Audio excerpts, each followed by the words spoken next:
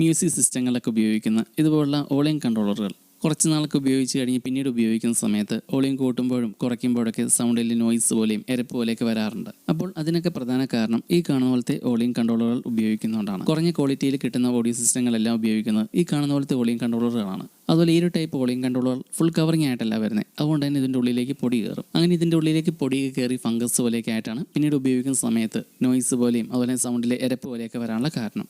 എന്നാൽ ഈ കാണുന്ന പോലത്തെ ഫുൾ കവറിങ് ആയിട്ടുള്ള വോളിയം കൺട്രോളുകൾ ഉപയോഗിക്കുകയാണെങ്കിൽ ഈ ഒരു പ്രശ്നം ഉണ്ടാവില്ല. അപ്പോൾ ഈ ഒരു ടൈപ്പ് വോളിയം കൺട്രോളുകൾ ഉപയോഗിക്കുകയാണെങ്കിൽ ഇതിൻ്റെ ഉള്ളിലേക്ക് പൊടിയൊക്കെ കയറാനുള്ള ചാൻസുകൾ വളരെ കുറവാണ്. അപ്പോൾ ഈ ഒരു ടൈപ്പ് ഫുൾ കവറിങ് ആയിട്ടുള്ള വോളിയം കൺട്രോളുകൾ ഉപയോഗിക്കാത്തതുണ്ടെങ്കിൽ ഈ ഒരു ടൈപ്പ് ഒന്ന് മേടിച്ച് ഉപയോഗിച്ച് നോക്കുക. അതുപോലെ ഇങ്ങനെ ഓപ്പണിംഗ് ഉള്ള വോളിയം കൺട്രോളുകൾ കംപ്ലൈൻ്റ് ആയാലും ചിലതൊക്കെ നമുക്ക് റെഡിയാക്കി എടുക്കാനും പറ്റും.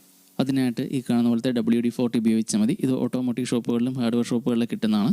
അപ്പോൾ WD-40 ഇത് വോളിയം കൺട്രോളിൻ്റെ ഓപ്പണിങ്ങിൻ്റെ ഉള്ളിലേക്ക് സ്പ്രേ ചെയ്താൽ മതി. ഇങ്ങനെ ചെയ്യുവാണെങ്കിൽ മിക്കതും തന്നെ റെഡിയായി കിട്ടാറുണ്ട്. പിന്നീടും കുറേ നാൾ കഴിയുമ്പോൾ ഈ ഒരു പ്രശ്നം തന്നെ ഉണ്ടാവും.